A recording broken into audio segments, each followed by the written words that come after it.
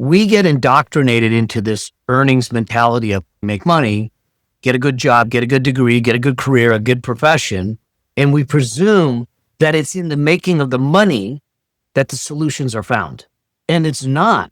Make health a priority and take care of yourself, because you owe it not just to yourself, you owe it to everyone that you're living life with.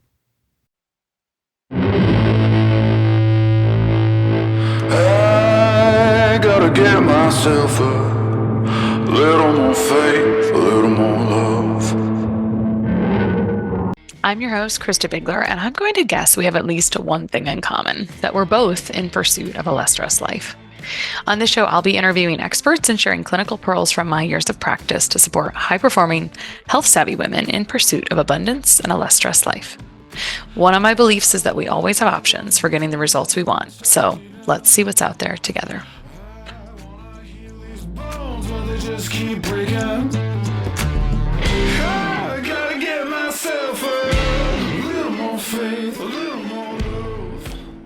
Today on The Less Stressed Life, I have Mel Abraham, who is a USA Today bestselling author, a CPA, and an entrepreneur on a mission to help people design lives of freedom, purpose, and impact. He spent over 3 decades mentoring entrepreneurs, executives, and individuals, sharing proven tools to create financial freedom and reclaim time for what truly matters. The powerful frameworks he's developed have empowered others to build wealth, live aligned with their values, and leave a lasting legacy. He's the son of an immigrant father who came to this country at 17 with nothing but determination and grit. Mel's been a single full-time dad, juggling bedtime stories and boardrooms, survived cancer twice, and rebuilt his life after losing a third of everything in a Ponzi scheme. So we'll cover all of those topics today. Each of those taught him resilience, purpose, and importance of living fully expressed. And welcome to the show, Mel. Oh, Christa, so good to be here. Thanks for having me. Yeah, you bet. I first heard you speak, I think, on James Wedmore's stage last December, and I just really liked you. And I can't even remember exactly what you talked about, but I was just interested in the topic of finance and financial freedom and the way you talk about it, because sometimes it's a whole bro conversation. And I just like how you talk about it with purpose, right? It's really about building a life you like. And so I got your book, Building Your Money Machine, and found it to be this really easy read. And I thought that the general layout really inspired my upcoming retreat about finance, because you covered all of these pieces about understanding yourself with money, because you can't really do anything if you don't understand how you're acting around it. And then all things investing, and then, or creating the money machine, which is a little bit more attractive to those of us that have maybe go to sleep when we talk about investing, so your money can work for you. And then covering protecting your legacy, which also, it's like, what are the right words? For me, it's how do you know everything's covered if you get a cancer diagnosis, which we'll cover later. So I think that your stories are really fun and incredible. And I think that they take us through those sections. So I'll allow those to shape our conversation today. So my jaw dropped open when I read about your dad's involvement in war times, which I had pulled up and reread that section. But you talk about your dad's involvement in war times in the Middle East and staying to save his friends at the age of, I think, 17.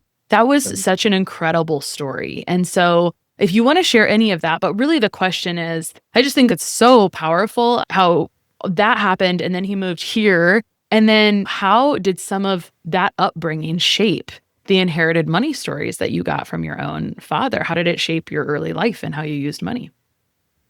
Gosh, so I mean, the first money memory I have is of my dad crying. Him and my mom were having an argument. It had to do with money. I don't know what the topic was, but I just remember him crying. And I said, this is like my idol, this powerful man in my eyes as a 5-year-old, and he's crying. And as I walked away from it without any guidance, I just made that mean that, hey, if you don't make enough money, you're going to disappoint the people you love, because that's what he said to my mom. He says, I just feel like I'm trying so hard and I'm disappointing the people I love the most. And it was hurting him. And I thought, wow, this is crazy, because my dad was such a powerful just resource for me. Like you said, at 17 years old, he was basically fighting persecution, him and 4 other people. And they were smuggling people out to get them safe. They were smuggling guns in to keep them safe. And he was being hunted to be hung at 17 years old. And I think the most important thing that my dad didn't really talk a lot. He was very quiet, but it's the way he walked his walk. And in hindsight, in his passing, I realized how much of an impact it had on me in how I showed up in life. Because 4 days before he passed away, we were sitting in the rehab center and he was in a wheelchair. And I asked him about the story about how he got here to the US. And he told it really, he had this energy about him, even though he was literally, we didn't know it, but he was days away from passing away. And I asked him, I said, 17 years old, you're doing these things knowing that you're going to get, if you get caught, they're going to hang you in the square. I know in 17 what I was doing. And it had nothing to do with anything that was going to get me hung. Why would you do it? And he just looked at me, and all of a sudden he grew out of the wheelchair and said, because it was the right thing to do. And that is what represented how he lived his life. Whether it was finances, whether it was helping people, whether it was doing for people. And I think that's where the spirit of service and everything and being a role model came in to my life and everything. The challenge is, if we're not careful, and this happens with our financial lessons, is most of our money lessons are caught, not taught. And I wasn't taught about money. So I was taking in the things that he was doing. And Dad was never really great with money. He was an engineer. We had what we needed, but there was no lavish lifestyle. That we lived in the same house all our lives. So I was watching my dad and my mom argue about money. My dad struggle at times. My dad losing his job. And I am catching all these lessons and bringing them into my life and giving them meaning in my life, which starts to impact the things that I do. And we don't realize that. And there are so many things that happen in our lives around us, whether it's media, social media, parents, siblings, what have you, that start to shape how we see money, the relationship with money and wealth and our deservingness of it, that it works under the surface. And as a CPA, as an accountant, when I came to start doing this work, I literally thought, all I'm going to do is give you the math to the wealth. Here's the columns, here's the rows, just do this, you're fine.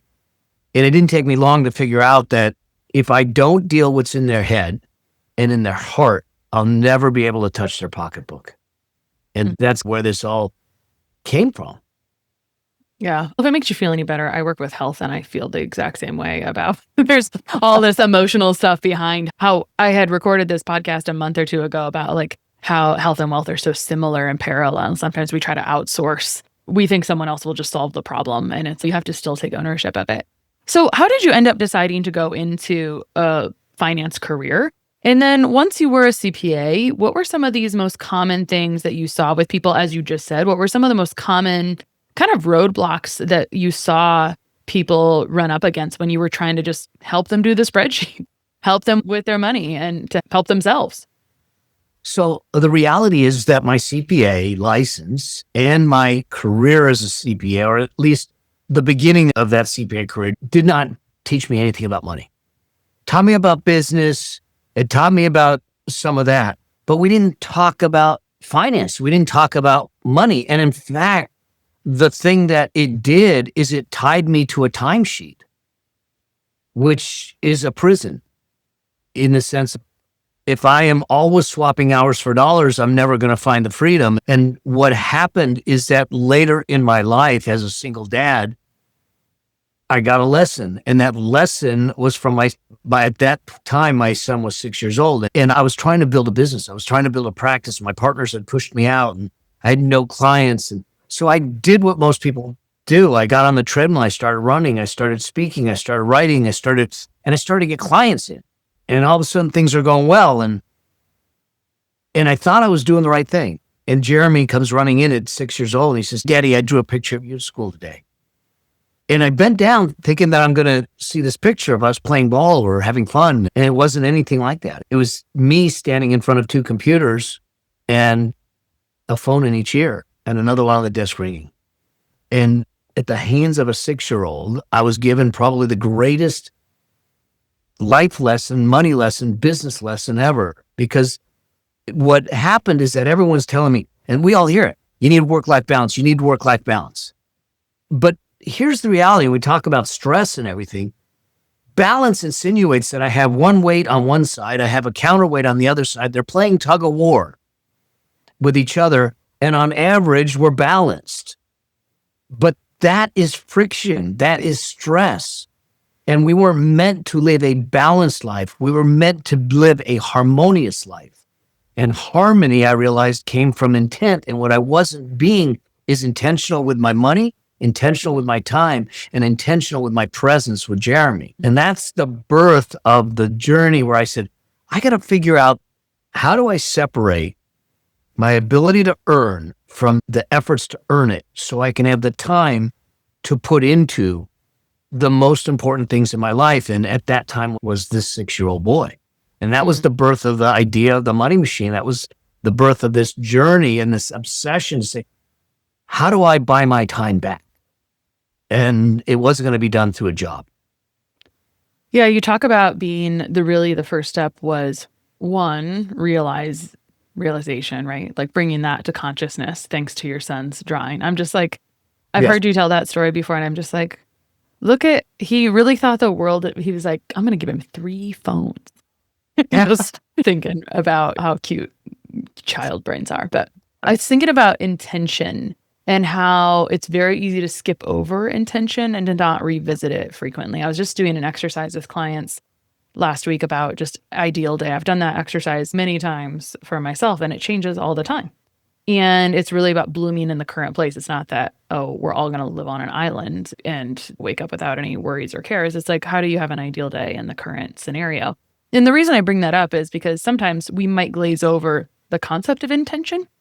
Yeah. And there are simple ways to say, and sometimes the result feels far away. And so it's like, how do we create intention in a very small level? And so I would just start with that day, right? And if it's and something we can have gratitude, like I'm sure there was a pretty big gap between that picture and ultimately getting to where you needed to be. I mean, some people make a drastic shift right at that moment, but I know that I made decisions last September that are allowing me to have a much more free July and August, because I realized I was on the downhill slope with my own children. And so I was just being very intentional, but it took, for me, it was like, I'm going to make a decision now that creates what I want later, right? Around that intention. So you just talk about personally for you, there was a lot of freedom pieces. I want to make sure we'll have to come back and talk about, because I was just talking to someone recently, and I think that where I wouldn't want someone to get stuck in listening to our conversation is that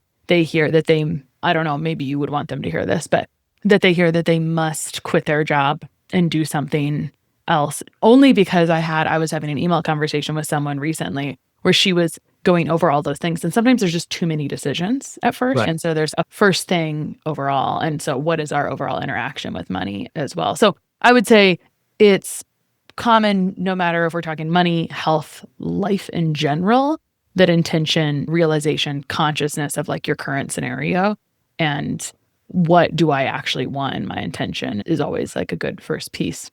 If you want to share anything else that like showed up in people all the time, feel free to insert that too. But I brought in another concept that you talk about in your book. Often as humans, we chase money. We think, when I have this, then this will happen. When I have this will happen. And this is a direct quote from you. As you start to understand money, you realize money is not a purpose, which is why people chasing dollars always feel unfulfilled and unhappy in the end. And instead, money has a purpose.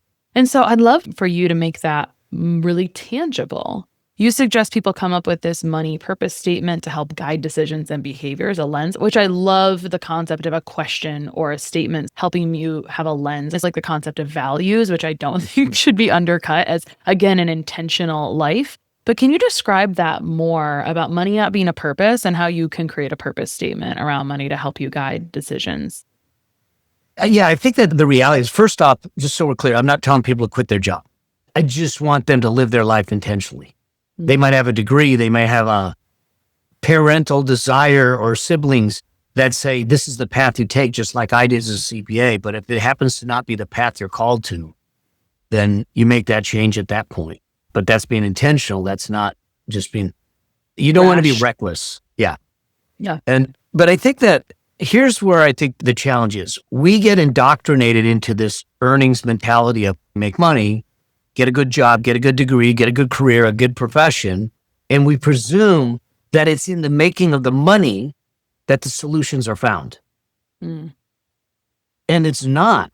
I used to say that money is a tool, but it's not a tool. It's a paintbrush. It's the paintbrush that we get to use to paint the masterpiece called our life. That we don't need the money, but we need the money to allow us the choice to live life intentionally. And most of everything I teach and I do is because I screwed it up.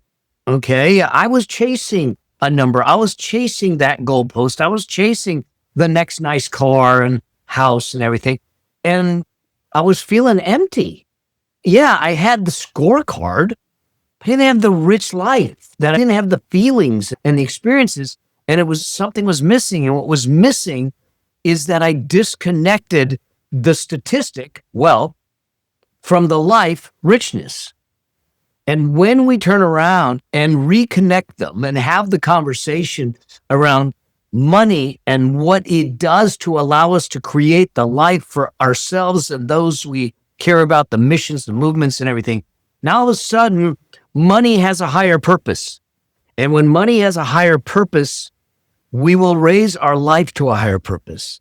And that's how I started to look at it. So money's never been, hey, I want to accumulate 10 million, 15 million, 1 million, 100,000 for the sake of doing it. It was initially because I thought that was the answer. But what the answer was getting a vivid picture of the life I wanted to live, figuring out what the price tag was, and figuring out how I was going to use the money to get me there so I could make sure that I lived fully invested in the life that I specifically designed. And now that includes missions, movements, caring for loved ones, taking care of, like my mom, we just lost her in September. And she was older. She was 91, 6 years on dialysis and everything. And she would freak out, talk about money stories. I've got a story with her that she would freak out about. We had her in assisted living and she would say, yeah, I'm okay, money. I'm okay. She didn't know how well we were doing for ourselves. But the gift was, I knew that she was fine. There was nothing that was ever going to change. And her cost of care, when I looked at that 6 years, was over $850,000. It was crazy. But in our life, even though she kept worrying about it because of where she came from and the upbringing, in our life, I had the peace of knowing that my mom would always be okay, that my brother is going to be okay, that my son and my grandchildren are okay. And when you create that purpose for the money, it's a whole different game than just figuring out how to get a big bank account. I think your story about your mom is the most lived, real, tangible example I can think of around money that is just scarcity thoughts about the idea of having enough. And I don't know another way to solve for that besides educating yourself to find out what is enough. But first you have to decide what is enough, right? And then you have to understand that math, right? Because it just solves you have the emotional issue, and part of the solution is like just solving the problem, right? Solving the math problem around it. Once you define what the actual outcome should be. I think that's the tricky part is humans do have a tendency to move goalposts, right? Or to not stop and be intentional. Part of intention is stopping and realizing what would be enough. How would I even know if it's enough? That would be the first step. You nailed it, because that's the thing I screwed up. And it wasn't until I had a bike accident. So I ended up flipping a mountain bike. I was on the pavement, coming down on my head, grade 4 concussion. Can't feel anything on the right side. I'm stuttering. 2 days after I'm out of the hospital, I'm in a neck brace, and a dear friend comes up to me and says, I'm taking you lunch. Now, he retired at 37. She's taking me lunch, and we go to get a sandwich, and we're sitting at the sandwich shop. I'm still stuttering, and he looks at me and says, how much is enough? And I go, what do you mean? I said, I had blunt force trauma, and you want to ask me about philosophical questions of life. I said, I got a headache. What do you mean? He goes, no, I'm serious. He says, how much is enough for you? Because the problem is, the reason you got in a bike accident is that you were distracted, you were angry, you were doing things you shouldn't have been not doing, and you ended up in an accident because you don't know where your finish line is. He said, you don't know if it's behind you, you don't know if you're standing on it, you don't know if it's in front of you. And the problem is that you'll heal from this. You'll get back on that bike because you still haven't defined it. And until you define it, you'll keep running a race and you don't know where the finish line is. The problem is that at some point, you won't be able to recover. And he says, that's what worries me. So are you just going to keep moving it, or are you going to finally decide to define it? And maybe you move it later. But that question of how much is enough needs to be driven from an internal view of us. And if you're in a committed relationship, like we create it together, we say, this is what we want. This is what we want. And that's what we go towards. And the challenge for most of us, and this is where intention comes in, is that we are bombarded with peer pressure, media, social media, comparison, and all of the things to get us distracted, to get us to go, maybe that's what I need. Maybe that's what I need. But when we define enough and we create a plan and we have a vision and we know our values and we know what the purpose is, it's easier to stay in alignment. It is hot weather season, and there is probably no better time than now to make electrolytes part of your daily routine. Electrolytes help you make energy and help get hydration into the cell so you aren't just peeing out what you put in. I've been drinking electrolytes for at least 5 years, and I'm always looking for a great tasting, high quality powder just to change up the flavors. This summer, I'm doing a lot of Electrolyte Supreme from Jigsaw. It's got a great complementary vitamin and mineral profile beyond the classic electrolyte minerals of potassium, sodium, and magnesium without any sugar or artificial colors. It tastes great, and it's probably my go-to for my kids, especially the lemon lime flavor as a hydrating lemonade for summer. You can get 10% off every single order at jigsawhealth.com with the code LESSSTRESSED10. That's LESSSTRESSED10 to take 10% off of all of Jigsaw's incredible products, from Electrolyte Supreme to potassium and adrenal cocktails to cod liver oil and beyond. So go get yourself now and start hydrating. Little did you know at the beginning of that conversation with your friend that the question had nothing to do with your actual bicycle. No. It was a metaphor for your entire life. And I think that concept of what is enough is the same as a question I had in my own life. If I don't know when it was, a couple of years, 3 years, the last 5 years are a blur. Where I was like, oh, how long do I need to work this hard where I'm working all the time? And I would say to that end about money is not a purpose is something you sometimes, like you, with all of your experiences, you learn sometimes through the school of hard knocks. My last retreat, it was a lot of successful business owners that had hit this like peak of, is this it? Because it lost the rest of the purpose around it. And you see that show up in lots of different places. So you said it really well. My next question is really, we all have a lot of things vying for our attention and for our money. And I have heard people say really just recently, as I'm talking to people about money, which is funny because I usually talk about health, but it's okay. I think that they're very intimately related. People will say things like, I don't know if I have the money to invest, or how do I know that? And it reminds me of the story. I like inspiration stories. I love stories of people who totally change everything, which is one of your stories really as well, right? CPA to really find like personal finance education. But let's talk about this pretty crazy story of you losing how much money in a business venture and making it back and climbing back like from zero, really. So tell us about that, because sometimes we're like, oh, it's easy for Mel to say, right? He's hanging out with people who are retired at 37, right? He has money. But I think it's so great to know these real stories. It's like, actually, Mel came from ground zero as well. Yeah. So tell us a little bit about that story, about the losses, the lessons, and how you came back. Yeah. And the guy that is 37 was caught in the Ponzi scheme too. So. Oh, wow. Oh, yeah. Amazing. And so what happened was in 2005, I got involved in an investment. Now, at that time, I was really just at the cusp of starting to do my investing, and I was starting to see results. I was starting to see that things were going, which there is this human nature where we go, okay, I'm getting good results. If this is good, maybe more is better. So I got introduced to this guy from a friend who had been investing with him.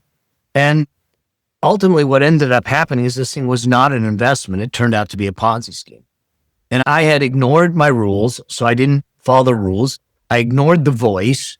I allowed myself to get sucked into it. And then I brought that friend in that was retired. So there was 3 of us in it that we knew. There was more in it from that. But between me and my 2 friends, we lost over $4.5 million. And I lost 1/3 of everything I had. And what got me into it was that these guys are really good. The cons, they know how to push the emotional triggers, the psychological triggers to get you involved. He used scarcity, he used emotion, he used inspiration, he used aspiration. I was literally spreadsheeting all the returns he was promising, looking at my wealth grow and going, in 2 years, I'm going to be wealthier than GDP. It was like, and it should have dawned on me, but what happened is I allowed the emotions to take over the rules and the logic. And in the end, I lost 1/3 of everything. And I was left with this choice of what to do. And at that time, Jeremy was 15 years old, 14 and a half years old.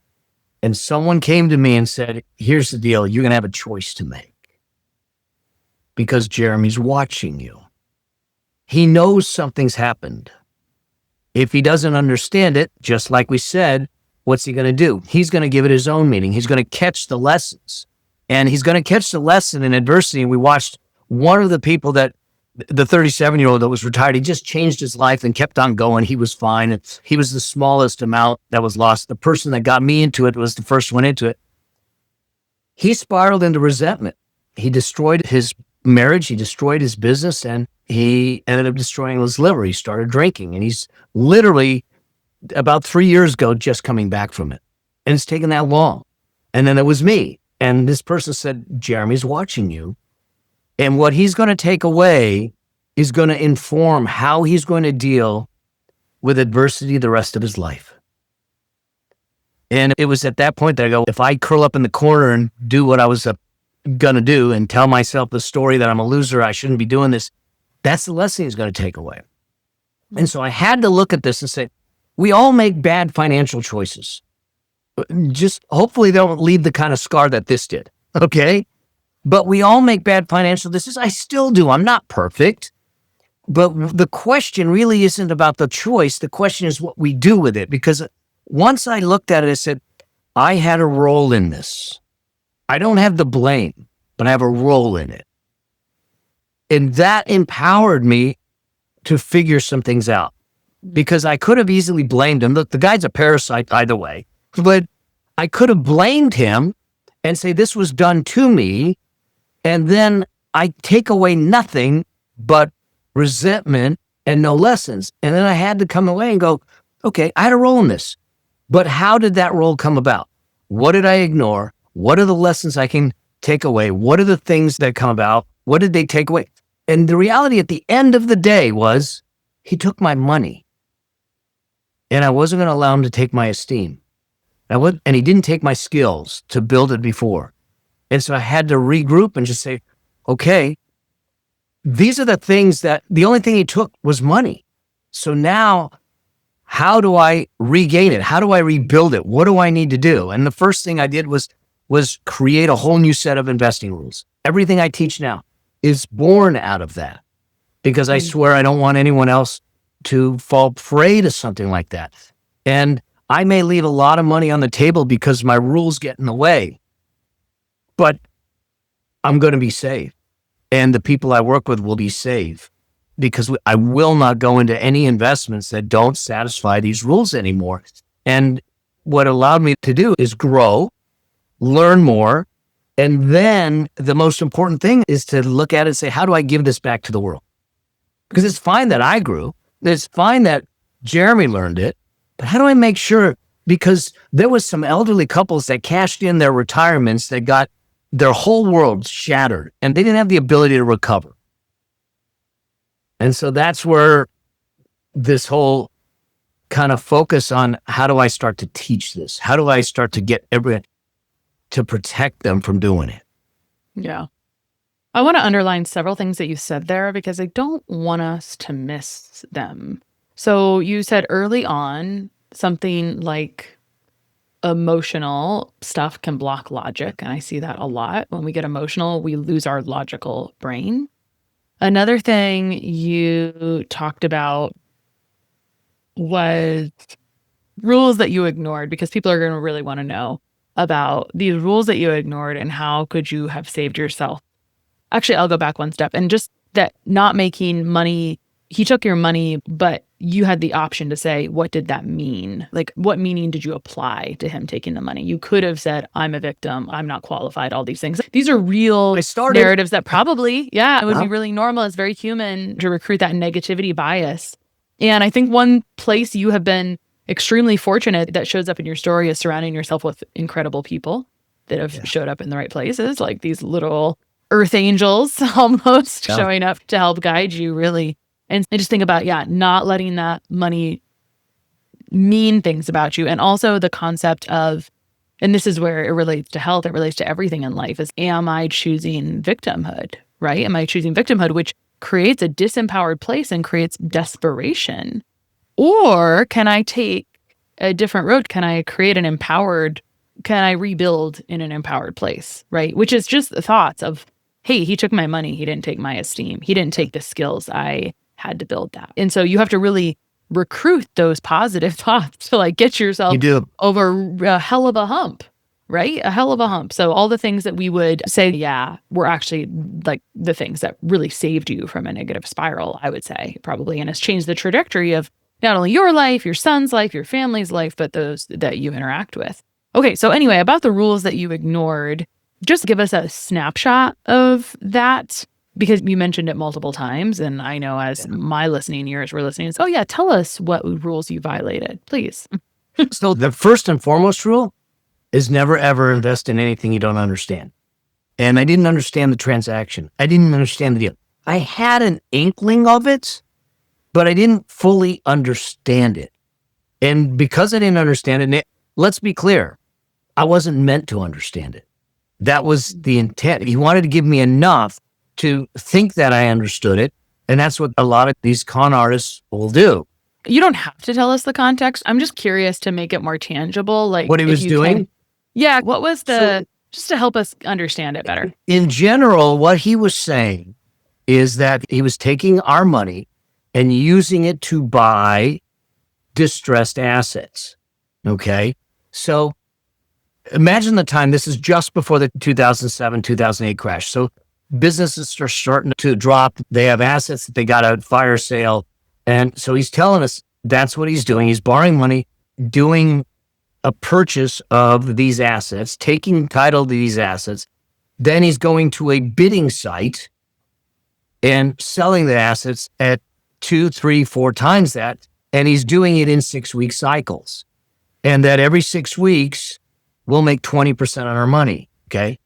Ding, ding. You can't make 20% on your money without taking on a whole lot of risk. And this was something that was not even real. He showed us spreadsheets. He showed us websites. He showed us trails of things that were fabricated and created. So it made it look like that. But having enough of it, but all I got caught up on was 20% every 6 weeks. Oh my God, let's take that out for 2 years and see what happens. And look, you could start with 100,000, 200,000, 500,000, 20% on that. That gets big really fast. That was what I was focused on. And I ignored every other thing, the due diligence of saying, give me more documentation. And what he did, there was a couple things that he did in there, is that we're closing the deal this week. So are you in or are you out? So he put urgency on it that caused me to then say, I'll get the details later, which I never got. Then when it came, then I said, I'll just do it for the first 6 weeks and I'll cash out and I'll move on and see what it's like. When I went to cash out, he then said, if you cash out, we'll have to send you a 1099. You'll have to pay tax on it. But if you stay in, we'll roll it since you didn't pick it up you won't have to pay tax and we'll just roll it to the next deal.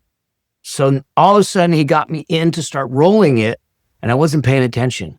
And all I was doing was getting these statements that showed the number growing. It was very elaborate. It was elaborate. And then at some point he came in with another deal saying, I got this other deal, but I need more money for it. And what do? I stroke him another check. Okay. So I don't invest in anything that I don't understand. And I tell my clients to do the same thing. And it's okay if you leave money on the table. And there's a lot of folks that are out there. I just had a conversation with someone literally weeks ago that went into a deal that turned out to be a scam. She lost $500,000. And I had told her a month and a half beforehand, do not do this deal because something doesn't smell right. And she ignored me. Not only did she do the deal, she went in at 5 times what she told me she was going to do. She lost it all. And so that's one. 2, I will look at deals that are, let's say, more public facing. If it's, hey, my buddy told me about this deal, I'm not getting in the deal. Okay. Yeah. So there are some parameters in there that I will not cross anymore. I don't need to take the risk and we shouldn't be taking the risk. And is it possible that I might pass up on a good investment? Yes, absolutely it is. But it's also highly likely that I pass up on something that goes south. Yeah. And it's not even, I don't even know if the conversation is really the risk tolerance. It's just, my tolerance for this potentially not having a return has gone to 0. Yeah. And so part of understanding what I want to say is, and also for all that are listening, for all types of investments, you can learn. Sometimes you don't want to. Sometimes we don't want to go toward the thing that's like we have ignored for a long time, but you can learn about investments that are tried and true. So I'll put that little caveat in there too for all of us that are understanding this early on. And what I also heard from your story, and I could be wrong, it was 2005. That was 20 years ago. You just told me your age. And so are you trying to tell me that you really got into investing at age 45?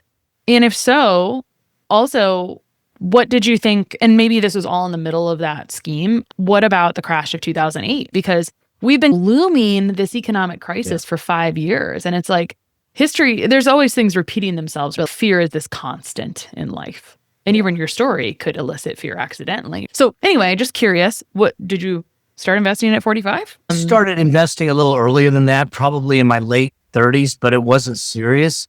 It was, I got a 401k, I got an IRA. I wasn't as involved and I just picked some things because it was off in the distance and I wasn't really thinking about it from a, I need to perfect this perspective. But by and large, my wealth creation literally happened. So if I look at it at the time that I lost that money, already had a 7-figure net worth. So I had been investing for a little bit, then it got cut by 1/3. And now I had to grow again and it accelerated from there. Now, what caused the acceleration was my hyper focus on the investing strategies, the rules, the process, a system that I followed consistently over time. I didn't follow the crowd. I didn't follow memes. I didn't follow emotions. I didn't try to time the market. I was thinking long term. The other thing is, in 2008, like you said, we had a bad time, 2007, 2008. But I had experienced a downturn in the market years before, like decades before. And I had sat in a lecture hall where this person was on the stage talking doom and gloom. Everything's going to hell in a handbasket and you better hang on to your seats. I didn't even wait for him to finish the lecture. I got up, I went to the lobby, I called my stockbroker at the time. I said, I don't want to play the game anymore. Put me in cash. I cashed everything out. It was before I was involved in it. It was just, like I said, passively investing. I knew I needed to, and that's all I was doing. So I sat on the sidelines because of the fear. And I sat on the sidelines for well over a decade because I didn't know when to get in. I didn't understand it, and I was scared. The market dropped, but then it started to come back, but I didn't participate. And literally, if I went back and did the math, if I had kept investing from that day, even in the panic, $500, $1,000 a month as I was doing it, my net worth would have been a couple $1,000,000 more. But the fear held me out of the game. So when 2008 hit, I go, oh, I've been here before. I've seen this before. The people will say, is the market going down? And the answer is yes. Is the market going up? And the answer is yes. We just don't know when. We don't know how long, and we don't know how far. And so it's just part of the journey. And as long as I have time, it will recover. And so I need to be on the field playing the wealth game to make it happen. But the challenge is emotions again. Fear and greed come in. And so we get scared because we're listening to media and doing all those things, and we get out and we're sitting on the sidelines like I did. There's a study that happened where they studied 20 years of the S&P 500, invest $10,000 in 2003, and then see what you would have at 2023. That $10,000 in the S&P 500 would turn into $67,000 if you just did nothing. But if you missed 10 days in those 20 years, the 10 best days of the market, okay? That's one day every other year, 10 days. If you missed the 10 best days of the market in that 20-year period, your 67 was 29,000, less than 50%. And here's the kicker. 7 of those 10 best days were after the worst days. And so if we are in fear and we get out of the market because it's going down, and 7 of the best days are the day after, we missed the best days and we cut our returns in half. And so when emotions get involved in our financial or money decisions, typically they're not good decisions. That's the thing that I learned tremendously out of the Ponzi scheme, out of that other situation, where I said, I understand the market and the ups and downs. I understand that the longer I have, the more likely, the higher the probability of success. I'm just going to play the long game. That's what most savvy financial education people will say is it's time. It is time. Yeah. But what I love to capture is you can still start later and be okay. Yes. You can still start later and be okay. Okay, I want to talk about this other piece, which is protecting your legacy. And we can frame it up by, in recent years, you've had not just 1, but 2 cancer diagnoses. And none of us are immune to this. We're at a 1 in 3 rate. We're going to a 1 in 2 rate. I care about this topic a ton. And so part of my financial goals are understanding what to do when something hits, when the unexpected happens, because the unexpected will happen. So you talk about how you were able to have peace of mind financially while you took care of yourself during your cancer diagnoses, and that your money didn't get obliterated by health costs. Yeah. Can you talk about how you were able to ensure that your needs were cared for during this time? And how would your approach change if you were at a different age, 35, 45, or 55? So this is a great question. First off, I don't think we ever planned for it. I wasn't a candidate for cancer. I'm not a smoker, not a drinker. No one in my family ever had cancer. It was bladder cancer. They said it was average age for bladder cancer is 73. I was 58. And I go, unless mom lied on the birth certificate, none of this should have happened, but it did. And life will happen. Now, when I created the idea of the money machine and then started to build the money machine, it wasn't because of the cancer. It wasn't even because of life. It was just to give me freedom of choice. Right. But the cancer highlighted the power of it. The cancer said to me that moment that I said, okay, I got to fight a demon, and I need to be 100% invested in fighting that demon, spiritually, physically, energetically. And I was fortunate that we built enough of a machine at that point, at that stage, to sit back and say, I'm going to shut everything down. And let me just fight the demon and let the machine pay for everything. And the size of the machine, or the portfolio of assets, if you want to call it, was large enough that we didn't even, still kept growing. It just was growing at a slower pace during the cancer battle. But our lifestyle didn't change, other than that cancer changes your lifestyle. But financially, it didn't change. We kept on going. And it was a blessing. And it showed the power of, when we do this right, we have the opportunity to take on life's choices, life's left turns with a little more grace. Because I can't imagine what it would have been like to work 9 to 5 and then have to fight for my life 5 to 9. Yeah. And that becomes the crux of it. And look, we never think that anything is going to happen to us. But the odds are at some point it happens. To me, we're better off being financially prepared for the left turn and never making the left turn than having no options. My mom had the best care because I could give it to her. And she would have never lasted to 91 if we didn't have the capacity to do that. But did I think about that when I built it? No, I didn't. It was another reason that I thought it was a gift. Now, are there things we can do? Yeah, I think there are things that we can do. And when we go younger and everything, and this kind of goes right up your alley. The first thing is to take care of ourselves. Without our health, it doesn't matter the wealth. Look at Steve Jobs. Okay. He had more wealth than he knew what to do with, but it still couldn't keep him alive.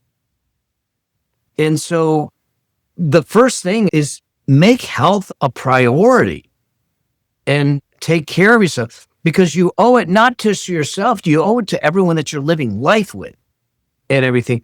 The second thing then is to sit back and say, how do I make sure that financially I'm not burdened? That means that you need to make some priorities.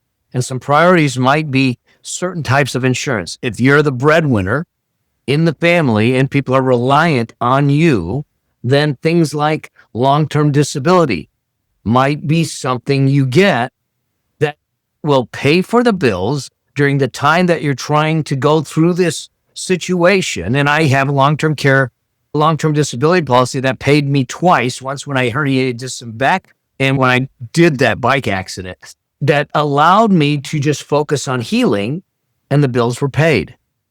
And if you're working for a company, you probably have short-term disability with a company, and there's certainly state disability, but I'm talking about a private long-term disability plan. So if you're disabled more than 90 days or something, it will pay.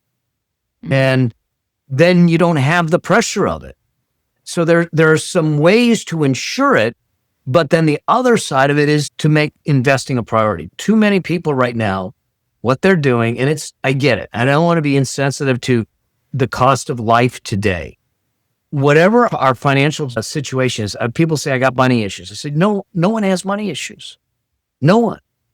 And they go, you haven't seen my bank account. But no, what you have is money symptoms. And there's symptoms of choices. There's symptoms of decisions. There's symptoms of behaviors and habits from the past. And as much as that's confronting, it should be empowering, because that means that if we just make different choices, habits, and behaviors, our future is different. So if we want a different future, we have to make different choices. It's not about how much you make. It's how much you can get working for you. In fact, there was a study of 10,000 millionaires. 79% of them first generation. They didn't inherit it. It wasn't gifted. They didn't win it in a lottery. They created it in their lifetime. 79%, 8 out of 10. 30% of them never made much more than $100,000. So it's not the magnitude of what you make, it's what you do with it. And what you do with it is your choices, your decisions, and behaviors. And so what we really need to start to do is prioritize investing and our future, which is really meaning prioritizing our peace of mind by giving to our future as a priority and not our current lifestyle. Because in a week's time, the new outfit you bought, the new technology you bought, the benefits of it are gone. But the peace that you have knowing that if something happens, you're okay, or your loved ones are okay, that's long lasting.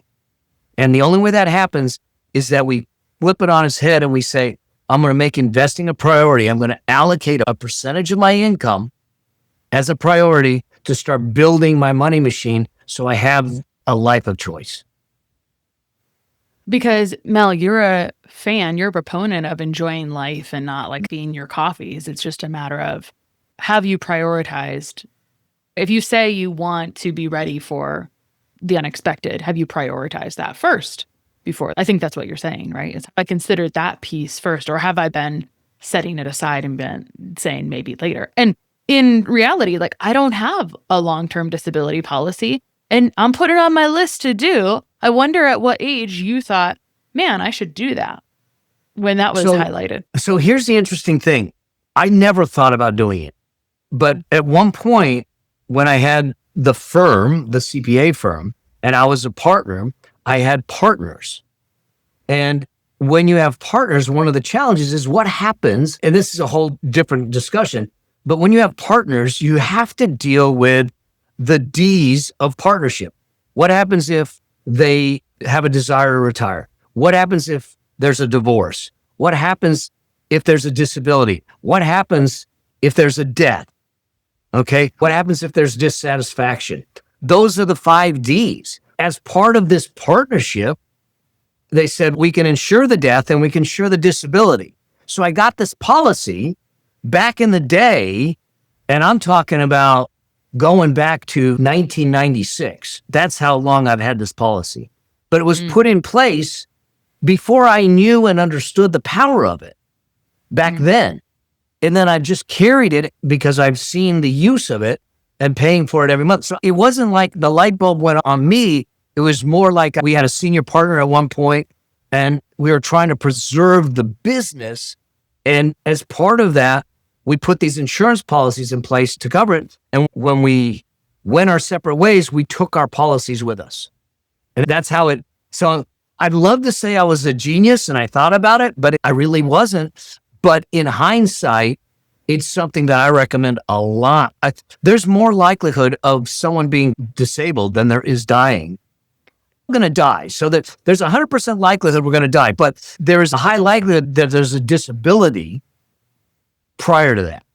And death, insurance around death protects your loved ones, whereas disability insurance protects your own assets. And I think your examples brought it to life really quickly. It was like, actually, I just had a mountain biking accident. That could have happened to me at any moment, right? Or what was the other one? There was something else that was... I herniated 3 discs in my back. Yeah, that could happen at any time, at absolutely any time. So I wouldn't have even thought... That's not the image that comes to mind when I hear long-term disability policy. I just think, oh, it's if I'm permanently incapacitated. You're right. But let's just look at both of these. One took about 7 months of recuperation. The other one took a bit longer, 9 to 12 months. And so it wasn't permanent. It was longer, long-term, meaning more than 90 days. Yeah. But even if it was 4 months, they would have paid me for 30 days of it. And when you had cancer, that wouldn't have counted as a disability. So how did that work? Was there any... I didn't trigger it. Yeah, I didn't trigger it with the cancer because it was going to be a little harder to do because their argument would have been, yes, you're going through treatments, but in between the treatments, you could still work. And because the disability policy... So this is getting into the nitty-gritty. There's 2 kinds of disability policy. There's a more general one, and then there's one that's called an own occupation. And the own occupation is a very narrow definition. And so what that means is that if you can't do the work that you have in that own occupation, then they'll pay you out, even if you can make $1 billion doing something else. But in a more regular disability policy, if you're making $1 million or $100,000 in this function, but you can't do that function anymore, but you can make 100,000 over here, they're not paying you out because you've replaced the income.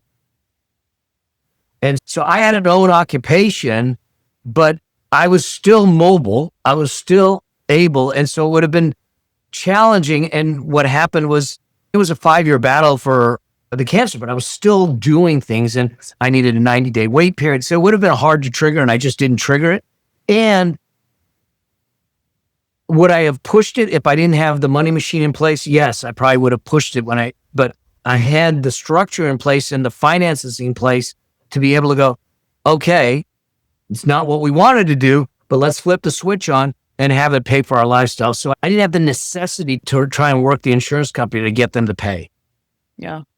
No, that's great. How much do you spend on long-term disability insurance per year, do you think?